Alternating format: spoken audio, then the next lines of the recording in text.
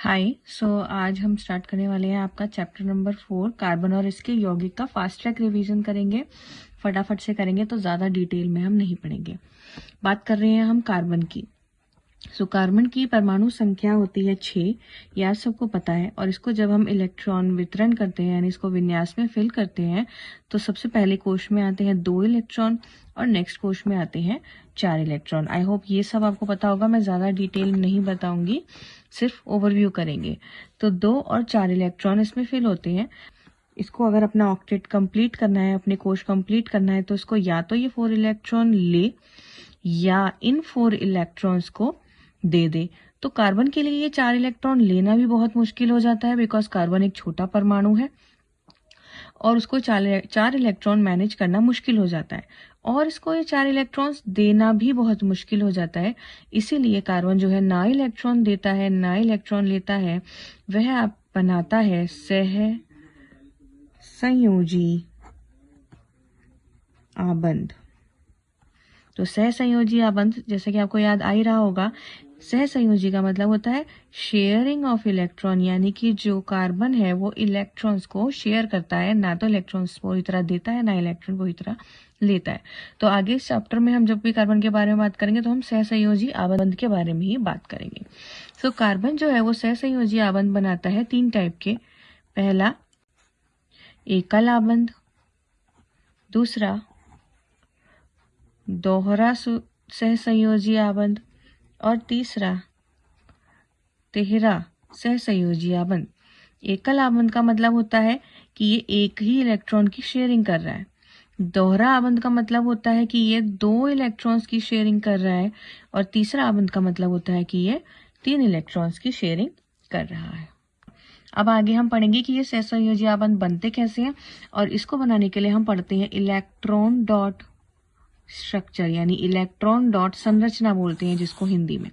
Electron dot संरचना में मान लीजिए हमें H2 की इलेक्ट्रॉन डॉट संरचना बनानी है, और हमें पता है कि हाइड्रोजन की परमाणु संख्या होती है 1, और क्योंकि इसकी एक परमाणु संख्या होती है तो ये एक ही इलेक्ट्रॉन को शेयर कर सकता है।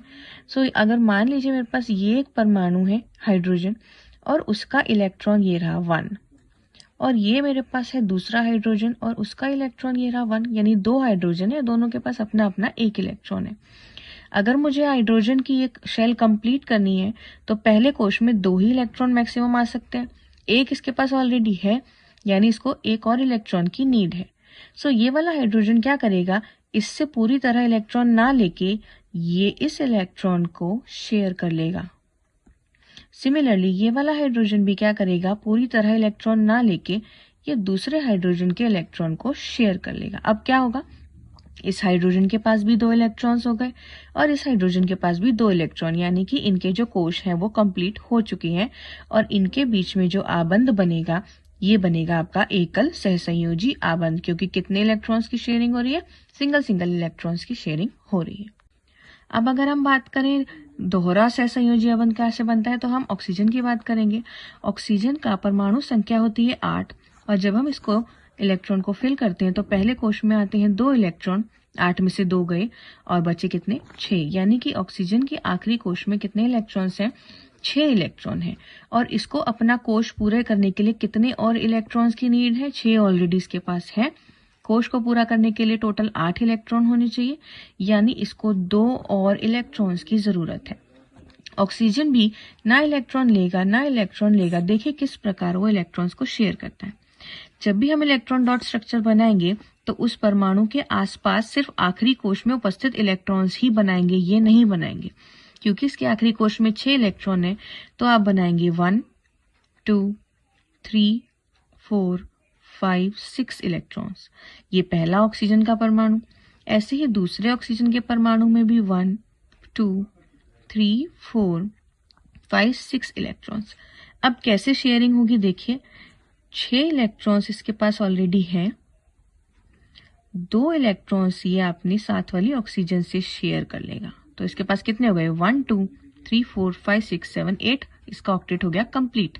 सिमिलरली ये वाला ऑक्सीजन भी क्या करेगा, 6 और इलेक्ट्रॉन इसके पास ऑलरेडी मौजूद है, 2 इलेक्ट्रॉन्स ये इससे शेयर कर लेगा, तो 1 2 3 4 5 6 7 8, इसके ऑक्टेट भी कंप्लीट हो गए। तो आप देख सकते हैं इन्होंने दो दो इलेक्ट्रॉन्स की शेयरिंग करी है, इसलिए इस आबंध को हम बोलेंगे दोहरा सहसंयोजी आबंध। नेक्स्ट हम बात करेंगे तिहरा सहसंयोजी आबंध की, तो हम बात करेंगे N3 यानी नाइट्रोजन की। तो अगर हम नाइट्रोजन की बात करें तो उसकी परमाणु संख्या होती है 7 और इसका इलेक्ट्रॉनिक विन्यास बनेगा 2। 7 में से 2 चले गए और बचे कितने? 5 इलेक्ट्रॉन्स। सो इसके लास्ट कोश में 5 इलेक्ट्रॉन्स है, इसको अपना ऑक्टेट कंप्लीट करना है, टोटल 8 होने चाहिए। तो 5 के साथ इसको कितने इलेक्ट्रॉन और चाहिए? 3 इलेक्ट्रॉन्स चाहिए, इसीलिए ये 3 इलेक्ट्रॉन्स की शेयरिंग करेगा। तो आप यहाँ लिखेंगे नाइट्रोजन, सॉरी ये N2 रहेगा, नाइट्रोजन, और नाइट्रोजन के आखिरी कोश में जितने इलेक्ट्रॉन्स हैं आपको वहां बना देने हैं 1 2 3 4 5। ऐसे ही दूसरा नाइट्रोजन भी लिखो 1 2 3 4 5। जितने इलेक्ट्रॉन्स की शेयरिंग करनी है उसको एक साइड में लिख दिया, बाकी इलेक्ट्रॉन्स को दूसरी साइड में लिख दिया। अब देखिए ये कैसे करेगा। 5 इलेक्ट्रॉन्स इसके पास ऑलरेडी थे, 3 इसको चाहिए थे, तो ये 3 इलेक्ट्रॉन जो है वो अपने बगल वाले नाइट्रोजन से शेयर कर लेगा। तो इसके पास हो गए 5 6 7 8 इलेक्ट्रॉन। सिमिलरली इसके पास 5 इलेक्ट्रॉन्स ऑलरेडी थे और ये 3 इलेक्ट्रॉन्स इससे शेयर कर लेगा। इसके भी 8 इलेक्ट्रॉन पूरे होगा और इसके भी। ना किसी ने इलेक्ट्रॉन दिया ना किसी ने इलेक्ट्रॉन लिया, ये हो रही है आपकी इलेक्ट्रॉन्स की शेयरिंग, और 3 इलेक्ट्रॉन्स की शेयरिंग हो रही है, इसलिए होगा ये तिहरा सहसंयोजी आबंध। और आपका फॉर्मूला बन जाएगा N2। ये समजातीय श्रेणी की, जैसे कि चैप्टर कार्बन के बारे में था तो हम कार्बन की बात करेंगे अब। तो समजातीय श्रेणी में क्या होता है? श्रेणी का मतलब क्या है? श्रृंखला। ठीक है, तो जो कार्बन है वो लंबी लंबी श्रृंखलाएं का मतलब है चेन्स बना सकता है, यानी एक कार्बन दूसरे कार्बन से जुड़ जुड़कर काफी लंबी लंबी चेन्स बना सकता है। इसीलिए हम इन चेन्स को 3 ग्रुप में डिवाइड करते हैं। पहला एल्केन, दूसरा एल्कीन, और तीसरा आपका क्या होता है? एल्काइन। एल्केन, एल्कीन और एल्काइन में क्या डिफरेंस होता है? एल्केन में कार्बन और कार्बन के बीच में सिंगल बॉन्ड रहेगा, चाहे वो कितनी ही लंबी श्रृंखला हो। एल्केन में कार्बन और कार्बन के बीच में डबल बॉन्ड जरूर होगा, यानी श्रृंखला कितनी ही लंबी हो उसमें से एक बॉन्ड जरूर होगा जो डबल बॉन्ड होगा। और एल्काइन में एक बॉन्ड जरूर होगा, दो कार्बन ऐसे जरूर होंगे जिनके बीच में ट्रिपल बॉन्ड होगा। तो ये एक बॉन्ड, ये 2 बॉन्ड और ये 3 बॉन्ड, एल्केन, एल्कीन और एल्काइन। जब हम इसका फॉर्मूला बनाते हैं तो कैसे बनाते हैं? मान लो एल्केन हमें कोई बनाना है और ये 2 कार्बन की श्रृंखला है, तो ये 2 कार्बन हमने बनाए, दोनों कार्बन के बीच में सिंगल बॉन्ड है क्योंकि ये एल्केन है।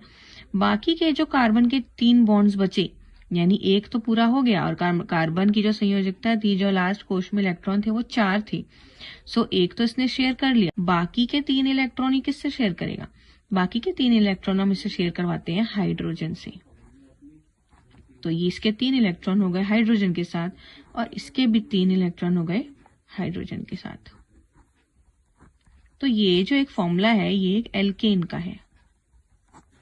ऐसे ही जब 2 कार्बन की श्रृंखला बन सकती है तो 3 कार्बन की भी बन सकती है और 4 कार्बन की भी बन सकती है। तो क्योंकि ये श्रृंखलाएं बढ़ती रहती हैं इसीलिए हम इन श्रृंखलाओं में हर एक अणु को नाम देते हैं। तो कैसे हम इनके नाम रखते हैं उसके बारे में पढ़ेंगे। तो जब हम समजातीय श्रेणी की बात करते हैं और उनको नाम देने की बात करते हैं तो आपको ये याद करना पड़ता है मेथ, एथ, प्रोप, ब्यूट, पेंट, हेक्स। अब क्या मतलब है इसका? इसका मतलब है अगर कार्बन सिर्फ सिंगल है तो उसके नाम के आगे जुड़ेगा मेथ। अगर 2 कार्बन है तो उसके नाम के आगे जुड़ेगा एथ, 3 कार्बन है तो प्रोप, 4 कार्बन है तो ब्यूट, 5 कार्बन है तो पेंट और 6 कार्बन है तो हेक्स। अब बात आती है इसके आगे क्या जुड़ेगा। अगर वो एल्केन है तो उसके आगे जुड़ेगा एन। अगर वो एल्कीन है तो उसके आगे जुड़ेगा इन। और अगर वो एल्काइन है तो उसके आगे जुड़ेगा आइन। देखिए अगर वो एल्केन है और उसमें एक ही कार्बन है तो उसका फॉर्मूला बनेगा मिथेन। 2 कार्बन है और वो एल्केन है तो इथेन। ऐसे ही प्रोपेन, ब्यूटेन, पेंटेन और हेक्सेन। तो कहीं पे भी अगर आपको पेंटेन दिखा हुआ आ जाए तो आपको इसमें ज्यादा सोचने की जरूरत नहीं है। अगर इसके आगे पेंट है इसका मतलब ये 5 कार्बन की श्रृंखला है, पीछे एन है इसका मतलब ये एक एल्केन है, और आपको पता है एल्केन में कार्बन कार्बन के बीच में सिंगल बॉन्ड होते हैं।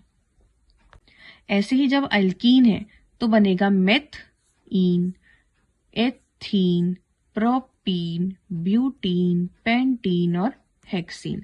और अगर वो एल्काइन है तो बनेगा मिथाइन, एथाइन, प्रोपाइन, ब्यूटाइन, पेंटाइन और हेक्साइन। सो ऐसे हम इसको नेम देते हैं। आगे जब हम पढ़ेंगे तो आपको और अच्छे से रिवीजन हो जाएगा। अब हम स्ट्रक्चर बनाना सीखते हैं। कैसे? मान लो आपको बोला गया है मीथेन का स्ट्रक्चर बताइए, तो मीथेन में आगे मेथ जुड़ा है यानी कितने कार्बन है? एक। पीछे एक जुड़ा है यानी कितने बॉन्ड है? सिंगल बॉन्ड है। तो यानी कि एक कार्बन का ये अणु है और सभी बॉन्ड सिंगल है। 1 2 3 4 जितने भी बॉन्ड्स हैं वो सिंगल है और उसके साथ क्या जुड़ा हुआ है? H। अब मेथेन का फॉर्मूला आप इजीली निकाल सकते हो। मेथेन का फॉर्मूला बन जाता है CH4 क्योंकि H कितने हैं? 4। ऐसे ही अगर मैं बात करूं एथेन की, तो एथ मतलब कि कितने कार्बन है? 2 और एन मतलब उनके बीच में सिंगल बॉन्ड, यानी ये दो कार्बन के बीच में सिंगल बॉन्ड है। अब एन के बीच में सिंगल बॉन्ड है, बाकी के जो 3 बॉन्ड्स बचे वो किससे भरे जाएंगे? उसके साथ कौन जुड़ेगा? हाइड्रोजन। तो इन तीनों के साथ जुड़ जाता है हाइड्रोजन। तो मेरा फॉर्मूला बनता है C2 क्योंकि C2 है और H कितने हैं? 1 2 3 4 5 6 H6। तो एथेन का फॉर्मूला बनता है मेरा C2H6।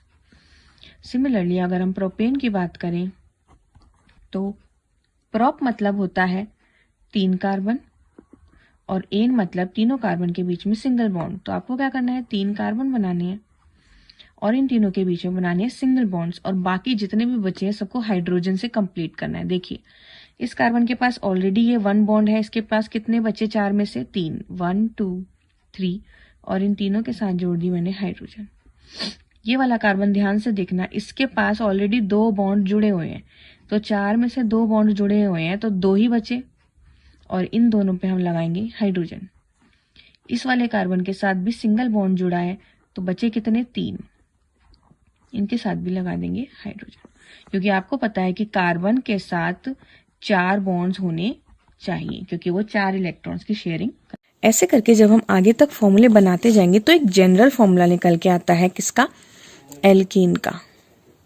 एल्केन का एक जनरल फॉर्मूला निकल के आता है। वो फॉर्मूला है CnH2n+2। देखो कैसे फिट होता है ये फॉर्मूला CnH2n+2। N क्या होता है? कितने कार्बन है। अगर मुझे ये पता होगा कितने कार्बन है तो उसका फॉर्मूला मुझे इजीली पता लग जाएगा। जैसे मीथेन में देखें, अगर मीथेन में 1 कार्बन है तो मैंने N की जगह 1 पुट करा तो C1H, इसकी जगह भी 1 पुट करेंगे, 2 1 2 + 2 4। तो देखो इजीली मेरे पास मीथेन का फॉर्मूला आ गया। सिमिलरली अगर मैं इथेन की बात करूं, मुझे पता है इथेन में 2 कार्बन है तो मेरे को ये सारा बनाने की जरूरत नहीं है। सीधा फॉर्मूला कैसे निकाल सकते हैं हम? 2 कार्बन है तो N की जगह क्या आएगा? 2 और इधर भी N की जगह क्या आएगा? 2 2 2 4 + 2 6। यही फॉर्मूला था। तो इसीलिए ऐसे करके हम जनरल फॉर्मूला एल्केन का निकाल देते हैं CnH2n+2। ये फॉर्मूला इससे निकालते हैं ताकि आपको बार बार जो है ओपन करके पूरी श्रृंखला लिखने की जरूरत नहीं है। अभी तो 3-4 कार्बन है तो आप इजीली इसको फाइंड कर पा रहे हो। अगर मैं आपको बोल दूं कि कार्बन 20 है नंबर में, बताओ क्या फॉर्मूला बनेगा, तो आपको तो हाइड्रोजन का निकालने में ही प्रॉब्लम होने लगेगी। तो अगर कार्बन 20 दे भी दिए, सिंपल इस फॉर्मूले में पुट करना है और आपके पास फॉर्मूला निकल के आ जाएगा, जनरल फॉर्मूला। एल्केन का जैसा फॉर्मूला है वैसे ही फॉर्मूले हमारे पास एल्कीन के भी होते हैं और एल्काइन के भी होते हैं। क्या फॉर्मूले होते हैं ये भी बता देती हूँ साथ साथ, फिर हम बॉन्ड्स बनाना देखेंगे कैसे हम स्ट्रक्चर बनाते हैं। तो एल्केन का फॉर्मूला है CnH2n+2। एल्कीन का फॉर्मूला बनेगा CnH2n, बस +2 नहीं लगाएंगे। और एल्काइन का फॉर्मूला बनेगा CnH2n-2। तो ये मैंने साथ साथ इसलिए बता दिया क्योंकि साथ साथ तीनों को याद करना इजी हो जाता है। CnH2n+2। अब इसमें से नेक्स्ट में 2 हटा दिया तो CnH2n रह गया। और इसके भी नेक्स्ट में जब एल्काइन की बात आएगी तो फॉर्मूला क्या बनेगा? CnH2n-2। तो तीनों फॉर्मूले एक साथ याद करने इजी हो जाते हैं, इसलिए मैंने तीनों जनरल फॉर्मूलाज आपको बता दिए। अब जैसे हमने इलेक्ट्रॉन डॉट स्ट्रक्चर बनाए थे अभी ऑक्सीजन नाइट्रोजन के, अब हम बात करेंगे कि कार्बन का इलेक्ट्रॉन डॉट स्ट्रक्चर कैसे बना सकते हैं। सेम प्रोसीजर होता है। मान लो आपको बोला है कि आप CH4 का इलेक्ट्रॉन डॉट स्ट्रक्चर बनाओ, यानी मीथेन का इलेक्ट्रॉन डॉट स्ट्रक्चर बनाओ, तो आप कैसे करेंगे? आप बनाएंगे एक कार्बन, और हमें पता है कि कार्बन की आखिरी कोश में 4 इलेक्ट्रॉन होते हैं, तो हम ये 4 इलेक्ट्रॉन बना देंगे 1, 2, 3 और 4। ये हमने कार्बन के 4 इलेक्ट्रॉन बना दिए। इसके साथ जुड़े हुए हैं 4 हाइड्रोजन, और हमें पता है कि हाइड्रोजन के पास तो एक ही इलेक्ट्रॉन होता है और हमारे पास ऐसी 4 हाइड्रोजन है। तो एक हाइड्रोजन यहाँ बनाओ और ये इसका एक इलेक्ट्रॉन, एक हाइड्रोजन यहाँ बनी, ये इसका एक इलेक्ट्रॉन, एक हाइड्रोजन यहाँ बनी, ये इसका एक इलेक्ट्रॉन, और एक हाइड्रोजन यहाँ बनी, ये इसका एक इलेक्ट्रॉन। ये बना दिया। अब हम देखते हैं कैसे शेयरिंग होती है। देखो, कार्बन के पास 4 ऑलरेडी अपने थे, अब उसको 4 और चाहिए थे, तो 4 वो कहाँ से लेगा? देखो, 2 इलेक्ट्रॉन, 2 इलेक्ट्रॉन, 4, 4 और 2 6, 6 और 2 8 हो गए कार्बन के 8 इलेक्ट्रॉन्स पूरे। 1 2 3 4 5 6 7 8। ऐसे ही हाइड्रोजन अपने इलेक्ट्रॉन्स कंप्लीट करेगा। हाइड्रोजन के पास एक था, उसके एक और चाहिए था, तो ये इस कार्बन से ले लेगा, ये वाला हाइड्रोजन इससे ले लेगा, ये वाला हाइड्रोजन ये इलेक्ट्रॉन ले लेगा, और ये वाला हाइड्रोजन ये इलेक्ट्रॉन। तो ये आपका स्ट्रक्चर बनता है CH4 का इलेक्ट्रॉन डॉट स्ट्रक्चर। ऐसे ही आपको और भी आगे स्ट्रक्चर्स बनाने हैं। अब मैं आपको एक और बना के दिखाऊंगी सिंगल बॉन्ड वाला, एल्केन वाला। अब फिर हम एल्काइन पे चलेंगे। तो C2H6 का कैसे बनेगा? देखो, 2 कार्बन है, तो पहला कार्बन और कार्बन के 4 इलेक्ट्रॉन, 1 2 3 4। ऐसे मेरे पास 2 कार्बन है, तो दोनों कार्बन बनाएंगे, एक कार्बन इधर भी बनाएंगे, 1 2 3 4। तो दोनों कार्बन हमने बना दिए। अब बचे 6 हाइड्रोजन। 6 हाइड्रोजन कैसे इलेक्ट्रॉन्स को शेयर करेंगे? देखो, इस कार्बन के पास 4 अपने इलेक्ट्रॉन थे, एक ये इससे ले सकता है 5, 3 और चाहिए, तो वो 3 इलेक्ट्रॉन कहाँ लगेंगे? देखिए, एक इधर लगेगा 1 2 3, 3 इलेक्ट्रॉन हो गए। ऐसे ही इधर भी लगेगा 1 2 3, ये हो गए आपके 6 हाइड्रोजन। देखो कैसे शेयरिंग होती है। कार्बन के पास अपने 4 थे, 5वां, 6वां, 7वां और 8वां इलेक्ट्रॉन ये इस कार्बन से लेगा, क्योंकि कार्बन कार्बन के बीच में सिंगल बॉन्ड है। सिंगल बॉन्ड है तो केवल एक ही इलेक्ट्रॉन ले सकता है, तो इस कार्बन से इसने एक इलेक्ट्रॉन ले लिया। इसके पास 8 इलेक्ट्रॉन कंप्लीट हो गए, 1 2 3 4 5 6 7 8। ये इनके बीच में बॉन्ड बन गया। ऐसे ही इस कार्बन के पास 4 अपने थे, 5 6 7 और एक इलेक्ट्रॉन ये इस वाले से शेयर कर लेगा, तो इसके पास भी 8 इलेक्ट्रॉन कंप्लीट हो गए। कार्बन के 8 इलेक्ट्रॉन कंप्लीट हो गए। हाइड्रोजन की बात करते हैं। हाइड्रोजन के पास एक था, ये इससे शेयर कर लिया, 2 हो गए। ये इसने इससे शेयर कर लिया 2, ये इससे शेयर कर लिया 2। इसके भी सबके ऑक्टेट कंप्लीट। इसमें भी इसने शेयर कर लिया, इसके भी इसने शेयर कर लिया, और इसके भी इसने। तो अब आप देख सकते हैं, इसको बोलते हैं हम इलेक्ट्रॉन डॉट स्ट्रक्चर। से बनाते हैं। अगर हम इसको सिंपल बनाते हैं तो सिंपल हम इसको ऐसे दर्शा सकते थे, जैसे कि हमने पहले पढ़ा, ऐसे सिंपल स्ट्रक्चर इसका। ये सिंपल स्ट्रक्चर है। लेकिन जब इलेक्ट्रॉन डॉट स्ट्रक्चर की बात आएगी तो आप इलेक्ट्रॉन्स बनाएंगे और उसको शेयर करते हुए दिखाएंगे। अब हम बात करते हैं एल्कीन की। तो एल्कीन का फॉर्मूला होता है C2H4। अब एल्कीन है तो कार्बन कार्बन के बीच में कितने बॉन्ड होंगे? 2 बॉन्ड होंगे। 2 बॉन्ड का क्या मतलब है? उनमें 2 इलेक्ट्रॉन्स की शेयरिंग हो रही होगी। तो ये कार्बन कार्बन के 2 इलेक्ट्रॉन्स इधर आ गए, 2 मैं इधर बना देती हूँ, 1 और 2। इस कार्बन के 4 बन गए। ऐसे इस कार्बन के 2 3 4 इलेक्ट्रॉन बन गए। कार्बन के इलेक्ट्रॉन्स हमने बना दिए। अब बात करते हैं हाइड्रोजन की। सो हाइड्रोजन को ऐसे अपने बॉन्ड्स कंप्लीट करेगा। हाइड्रोजन 4 हैं तो वो चारों कॉर्नर्स में लगा दीजिए, एक हाइड्रोजन इधर, एक हाइड्रोजन इधर, एक इधर और एक इधर। अब इसके शेयरिंग करते हैं। हाइड्रोजन को 2 इलेक्ट्रॉन्स मिल गए, इससे इसको 2 इलेक्ट्रॉन्स मिल गए, इसको 2 इलेक्ट्रॉन्स मिल गए, और इस हाइड्रोजन को भी 2 इलेक्ट्रॉन्स कंप्लीट हो गए। कार्बन से देखते हैं कार्बन के 8 कैसे पूरे होंगे। 1 2 3 4, 4 तो ये हो गए। आगे 5 6 7 8, ये हो गए कार्बन के 8 इलेक्ट्रॉन्स कंप्लीट। इस वाले कार्बन के देखो 1 2 3 4 तो इसके खुद के थे, 5 6 2 हाइड्रोजन से ले लिए, 7 8 2 इस वाले कार्बन से ले लिए, तो टोटल इसके पास हो गए 8 इलेक्ट्रॉन। 1 2 3 4 5 6 7 8। इनमें 2 कार्बन के बीच में कैसा बॉन्ड लगा? डबल बॉन्ड, क्योंकि इन्होंने 2 इलेक्ट्रॉन की शेयरिंग करी है। इसको भी अगर हम सिंपल स्ट्रक्चर बनाए तो ऐसा बनेगा, सी सी दोनों के बीच में डबल बॉन्ड, तो एक कार्बन के 2 लाइनें कंप्लीट हो गई। तीसरी लाइन इधर हाइड्रोजन से जुड़ेगी, चौथी इधर हाइड्रोजन से। इस वाले कार्बन की भी 2 लाइनें कंप्लीट हो गई, तीसरी इधर जुड़ेगी और चौथी इधर। ऐसे आपको ये प्रैक्टिस करनी पड़ेगी, बिना प्रैक्टिस के नहीं आएगा। अब एक एल्काइन ग्रुप भी बना देते हैं, यानी मैं बनाने जा रही हूं इथाइन। इथाइन का स्ट्रक्चर, इथ मतलब 2 कार्बन, आइन मतलब उनके बीच में ट्रिपल बॉन्ड होना चाहिए। सो क्या फॉर्मूला बनेगा इथाइन का? जनरल फॉर्मूला होता है इसका CnH2n-2। कार्बन 2 हैं तो C2H, हाइड्रोजन कितने होंगे? 2 2 = 4 -2 2। तो इथाइन का फॉर्मूला क्या बनता है? C2H2। इसका इलेक्ट्रॉन स्ट्रक्चर जब हम बनाएंगे तो हम 2 कार्बन बनाएंगे। 2 कार्बन के बीच में कैसे आबंध होने चाहिए? 3 आबंध, यानी कितने इलेक्ट्रॉन्स की शेयरिंग होनी चाहिए? 3 इलेक्ट्रॉन्स की शेयरिंग।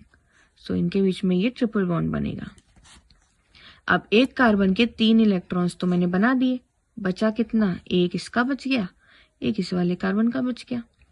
इन इलेक्ट्रॉन से कौन जुड़ेगा आके? हाइड्रोजन। तो देखिए हाइड्रोजन को अपने इलेक्ट्रॉन से पूरे मिल गए।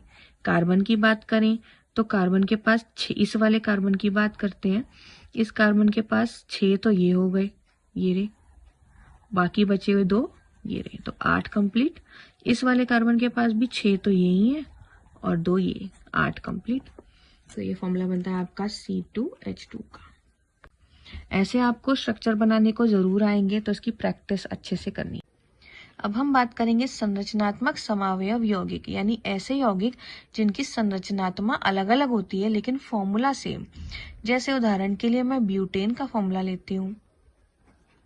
ब्यूटेन का फॉर्मूला होता है C4H10, क्योंकि हमने ब्यूट लगाया आगे, तो मिथ इथ प्रोप ब्यूट चौथे नंबर पे है, तो कार्बन कितने हो गए? 4, और फॉर्मूला बनेगा C4H10। अगर मैं C4H10 का स्ट्रक्चर बनाने जाऊं तो मेरे पास इसको बनाने के अलग अलग तरीके हैं। पहला तरीका तो ये है कि मैं इन चारों कार्बन्स को लाइन वाइज अरेंज कर दूं और बाकी की जगह जो भी बची है, जो भी बॉन्ड्स बचे हैं, इनमें हाइड्रोजन लगा दूं। तो पहला स्ट्रक्चर तो मेरा ये हो गया।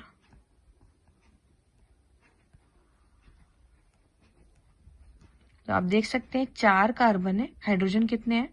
1 2 3 4 5 6 7 8 9 10 हाइड्रोजन। फॉर्मूला सेम सही है इसका।